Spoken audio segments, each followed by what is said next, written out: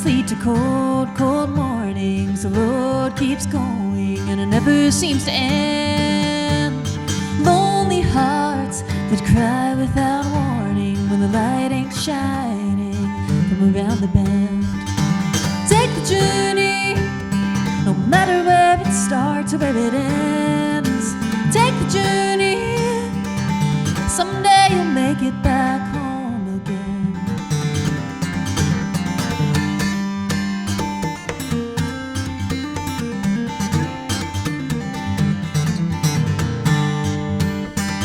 You can try to control the weather, but the rain inside you's still gonna fall. The days of drought will nearly starve you. There's no use hiding, gotta face it all. Take the journey, no matter where it starts or where it ends. Take the journey, someday you'll make it back home again.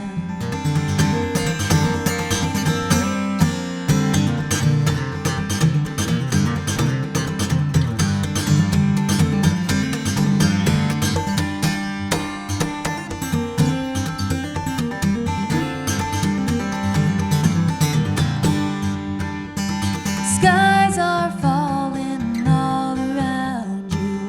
Who will protect you from your deepest fears? Take the hand of the one beside you. Let the fire guide you till the path is clear. Take the journey, no matter where it starts or where it ends. Take the journey, someday you'll make it back home again. Someday you'll make it back home.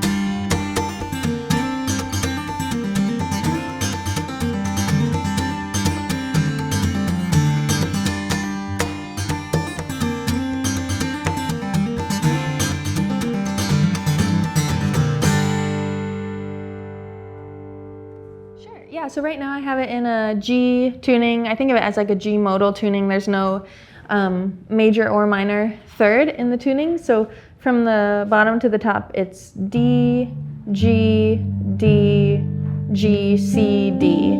So it's similar to, I've heard it called a mountain minor tuning on the banjo, where the banjo is normally tuned to an open G, and a lot of times in old time music, when a song has a more minor-y or bluesy kind of modal feel where you don't really know if it's minor or major, they'll tune the B string, the third of the G, up to a C note. So it kind of gives it this sus4 feel, and you can really make it major or minor. I learned clawhammer banjo when I was a teenager, and someone in the Bay Area, this man named Michael Stadler, showed me that you could switch that style onto the guitar and like transfer it over. So basically the style is you kind of make your hand look like a claw, but keep it very loose. I don't like clench my hand or anything. And then you're strumming down with the index and middle finger. If you look here, I kind of have a little bit of wear on that fingernail, the index finger. So you're strumming down, you're either strumming or sometimes I'm hitting individual notes, like you're going down with those fingers, and then when your hand comes back up, you're plucking up with your thumb on usually one of the lower strings. So it's, and the basic pattern that I first learned was bum diddy, the bum diddy pattern, which is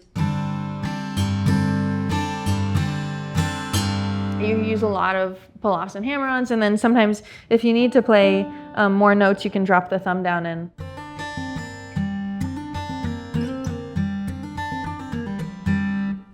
yeah, this guitar is amazing. It's a 30s Martin shade top, which is very rare. I don't see very many of these at all. And I think it sounds incredible. I always love playing these old vintage guitars. They have so much vibe and so much feeling to them. And this one just has that woody mid-range thing going, especially on the like middle strings.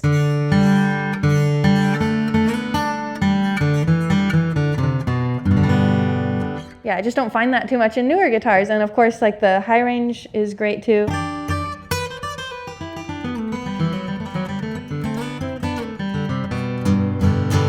But I think those bassy mid-range notes are really where it's at on this guitar. And it's really easy to play. It's set up super well. The neck is really cool. It's kind of either someone wore it down on purpose or it just got worn down over time, but it's really comfortable to play in.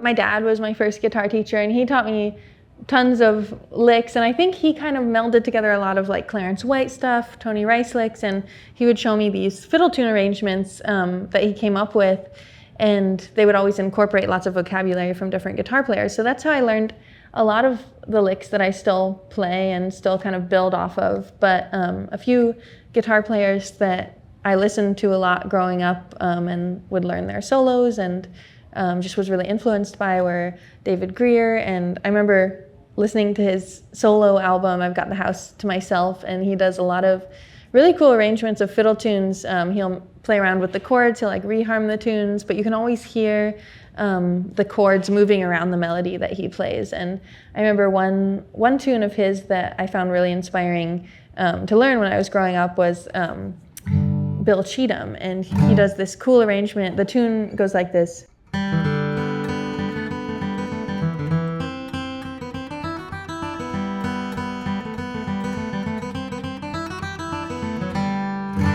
And he plays something like this. So